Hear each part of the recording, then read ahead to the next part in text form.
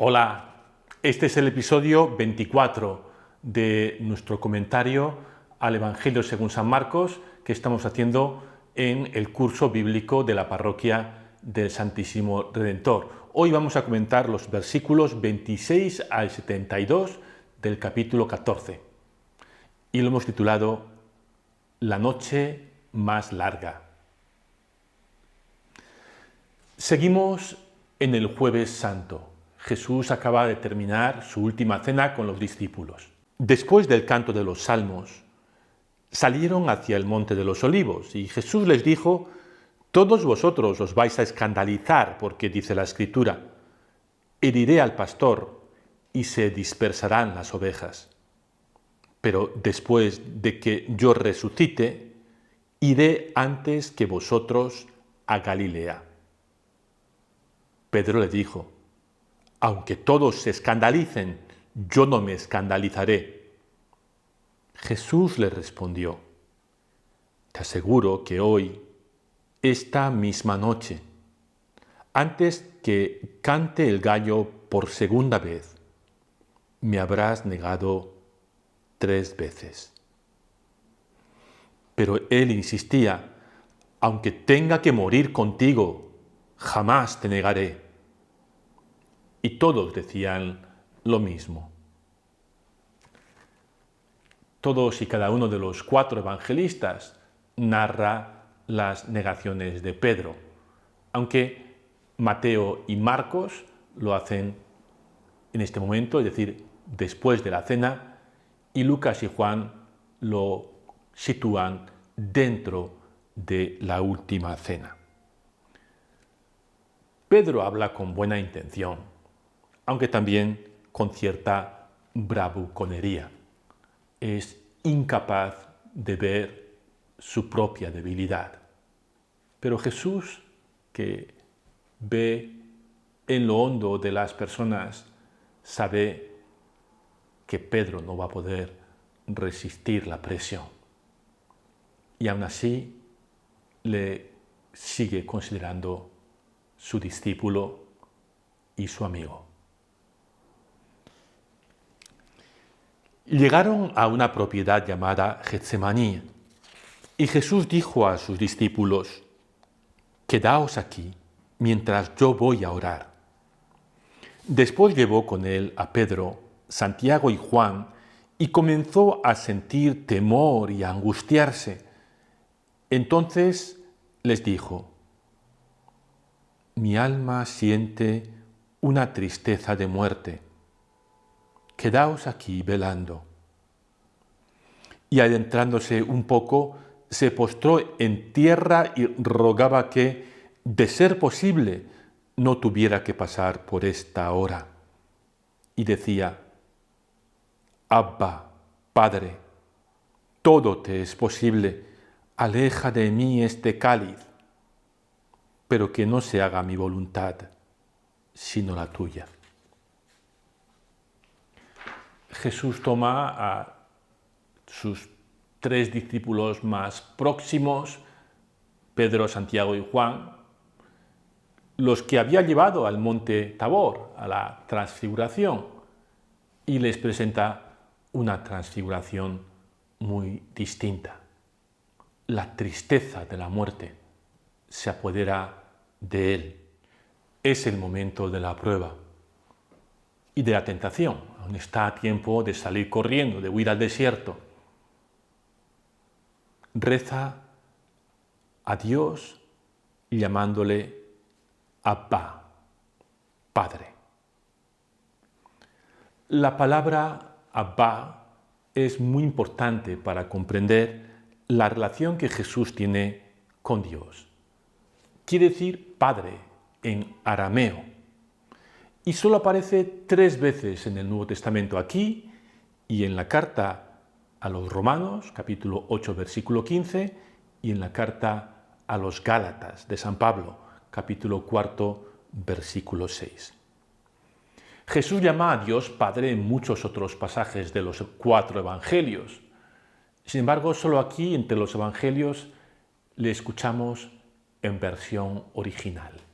Marcos ha tenido la sensibilidad de transmitirnos esta palabra que Jesús usaba hablando en su lengua. Abba es padre en arameo, más concretamente es el vocativo de la forma ab, que es padre en hebreo, y Jesús le llama así a Dios, con esta gran confianza, con esta inmediatez. Una de las cosas que me impresionaron cuando fui la primera vez a Israel fue pasear por los parques y oír a los niños, ¿no? Abba, Abba, Imma, Imma, papá, papá, mamá, mamá. Es la forma normal de llamar al padre cuando uno es niño, también cuando es un adulto, ¿no? ¿Cómo llamas a tu padre, ¿no? Papá, padre, depende de las culturas, también de las distintas variantes del español, ¿no? Papá, padre, la forma en que uno se dirige normalmente a su padre, así se dirigía Jesús a Dios con esa confianza, con esa familiaridad. Y esto les quedó grabado, hasta el punto de conservar la misma palabra en esa lengua que hablaba Jesús, el arameo, incluso cuando estaban escribiendo en una lengua distinta, en griego, en el Nuevo Testamento. Después volvió y encontró a sus discípulos dormidos. Y Jesús dijo a Pedro: Simón, ¿duermes? ¿No has podido quedarte despierto ni siquiera una hora? Permaneced despiertos y orad, para no caer en la tentación, porque el espíritu está dispuesto, pero la carne es débil. Luego se alejó nuevamente y oró, repitiendo las mismas palabras. Al regresar, los encontró otra vez dormidos, porque sus ojos se cerraban de sueño y no sabían qué responderle. Volvió por tercera vez y les dijo: Ahora podéis dormir y descansar. Esto se acabó. Ha llegado la hora en que el Hijo del Hombre va a ser entregado en manos de los pecadores. Levantaos, vamos, ya se acerca el que me va a entregar. Jesús había pedido algo muy sencillo a sus 3 discípulos: permanecer despierto y orar.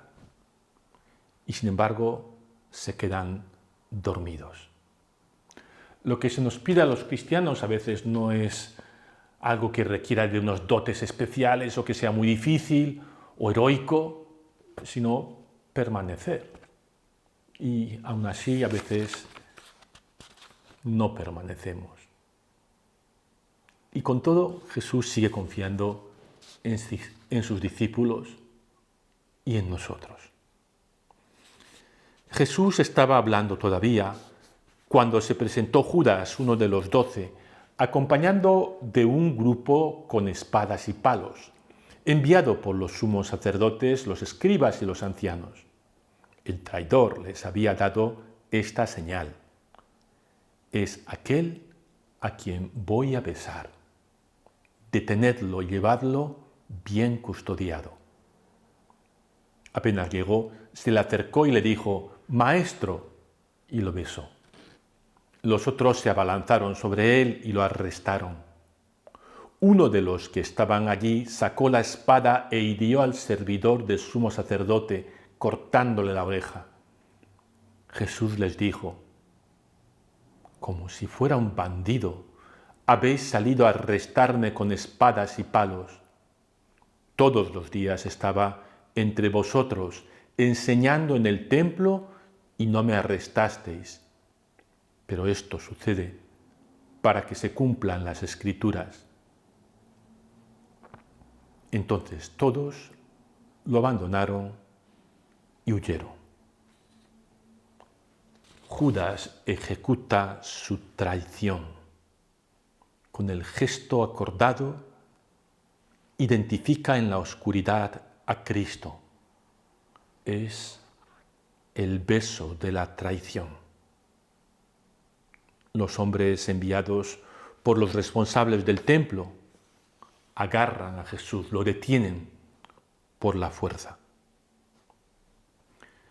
Marcos no identifica a la persona quien le cortó la oreja a Jesús. Sí lo hace el evangelista Juan, dice que fue Pedro, y además nos da el nombre del siervo del sumo sacerdote, Malco.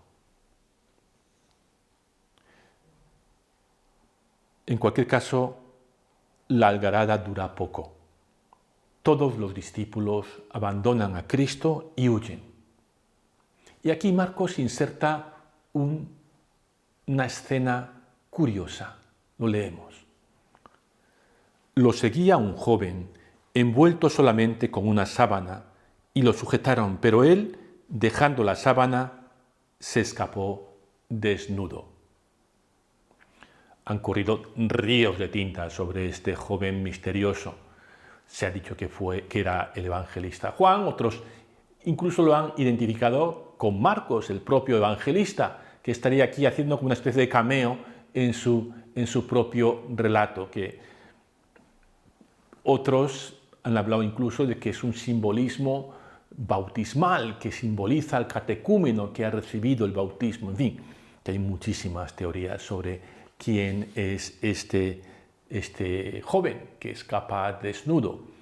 A mí me parece que la solución aquí la hipótesis más probable es también la más sencilla.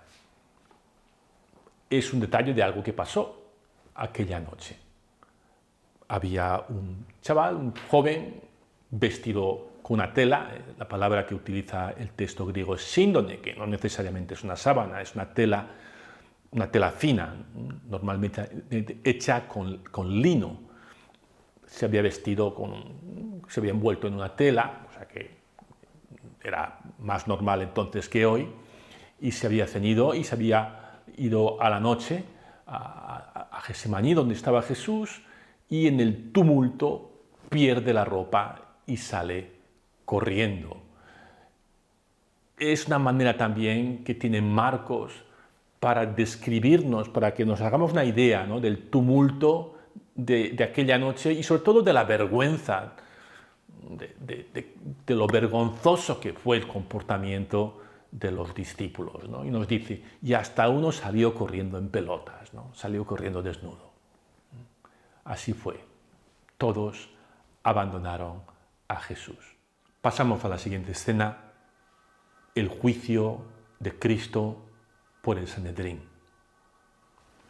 Llevaron a Jesús ante el sumo sacerdote y allí se reunieron todos los sumos sacerdotes, los ancianos y los escribas. Pedro lo había seguido desde lejos hasta el interior del palacio del sumo sacerdote y estaba sentado con los servidores, calentándose junto al fuego. Los sumos sacerdotes y todo el Sanedrín buscaban un testimonio contra Jesús para poder condenarlo a muerte, pero no lo encontraban, porque se presentaron muchos con falsas acusaciones contra él, pero sus testimonios no concordaban. Sanedrín es el nombre del órgano supremo del gobierno judío. Los romanos efectivamente controlaban Judea, pero los judíos tenían un cierto autogobierno a través de este cuerpo. Recordemos que estamos mucho antes de la división de poderes entre el legislativo, ejecutivo y judicial. Este cuerpo de gobierno y también judicial en torno al sumo sacerdote, que era el Sanedrín. Jesús es llevado a casa o al palacio del sumo sacerdote y allí el sumo sacerdote reúne a sus consultores, el Sanedrín, y empieza este juicio que no es un verdadero juicio. Los sumos sacerdotes o sumo sacerdote no está en absoluto interesado en buscar la verdad o en hacer justicia, sino en encontrar una buena excusa para matar a Jesús, que es lo que quiere. Para ello incluso hace uso de falsos testigos. Algunos declaraban falsamente contra Jesús: nosotros le hemos oído decir: yo destruiré este templo hecho por la mano del hombre, y en 3 días volveré a construir otro que no será hecho por la mano del hombre. Pero tampoco en esto concordaban sus declaraciones. La acusación de estos falsos testigos es que Jesús ha dicho: yo destruiré este templo hecho por mano de hombre, y en 3 días volveré a construir otro que no será hecho por la mano del hombre. Y esta es la primera de las muchas ironías que vamos a ver en el relato de la pasión. Estos acusadores seguramente han oído algo de que Jesús ha dicho que el templo va a ser destruido, o de que Él va a resucitar a los 3 días, y bueno, componen esta acusación para condenarlo, y sin embargo están diciendo algo muy verdadero: que Jesús es el nuevo templo, que su cuerpo será destruido, pero que resucitará a los 3 días. El juicio continúa, y viendo que estos falsos testigos no funcionan, el sumo sacerdote decide tomar el asunto en sus propias manos. El sumo sacerdote, poniéndose de pie ante la asamblea, interrogó a Jesús: ¿no respondes nada a lo que éstos atestiguan contra ti? Él permanecía en silencio y no respondió nada. El sumo sacerdote lo interrogó nuevamente: ¿eres el Mesías, el Hijo del Bendito? Jesús respondió: yo soy. Y veréis al Hijo del Hombre sentarse a la derecha del Todopoderoso y venir entre las nubes del cielo. Entonces el sumo sacerdote rasgó sus vestiduras y exclamó: ¿qué necesidad tenemos ya de testigos? Acabáis de oír la blasfemia. ¿Qué os parece? Y todos sentenciaron que merecía la muerte. Otra ironía. El sumo sacerdote se ha acercado por ahora más que nadie, a la verdadera identidad de Jesús. El que más cerca había estado es Pedro, que confiesa que Jesús es el Mesías, que Jesús es el Cristo. Pero él no llega a decir, al menos en el Evangelio según San Marcos, eres el Hijo de Dios. Y sin embargo, que es alguien que quiere matar a Jesús, le pregunta exactamente sobre su verdadera identidad. ¿Eres el Cristo, el Hijo de Dios? Algo que el evangelista ha querido mostrarnos desde el inicio, que Jesús es el Cristo, el Hijo de Dios. Se lo pregunta a bocajarro, pero no con la intención de buscar la verdad, sino de preservar su poder, matando a Jesús. Jesús no niega quién es, y añade: y veréis al Hijo del Hombre venir entre las nubes del cielo, volviendo a citar ese pasaje del libro de Daniel que ya citó en el capítulo 13 del Evangelio. Él es el humano, a quien Dios le dará la victoria sobre las fuerzas de la brutalidad y de la violencia. Tras la sentencia de muerte empiezan las humillaciones. Después algunos comenzaron a escupirlo y, tapándole el rostro, lo golpeaban mientras le decían: «¡Profetiza!». Y también los servidores le daban bofetadas. Mientras estas esta escena de envalentonamiento de los cobardes, ¿no? de los que estaban en el entorno del sumo sacerdote, ¿no? Aprovechan la situación para hacerse los fuertes, humillando a un Jesús desarmado. Y mientras que esto sucedía en el interior del palacio, en el patio de aquel edificio tenía lugar esta otra escena. Mientras Pedro estaba abajo en el patio, llegó una de las sirvientas del sumo sacerdote y al ver a Pedro junto al fuego, lo miró fijamente y le dijo: «Tú también estabas con Jesús, el Nazareno». Él lo negó, diciendo: «No sé nada, no entiendo de qué estás hablando». Luego salió del vestíbulo. La sirvienta, al verlo, volvió a decir a los presentes: «Este es uno de ellos». Pero él lo negó nuevamente. Un poco más tarde, los que estaban allí dijeron a Pedro: «Seguro que eres uno de ellos, porque tú también eres Galileo». Entonces él se puso a maldecir y a jurar que no conocía a ese hombre del que estaban hablando. Enseguida cantó el gallo por segunda vez.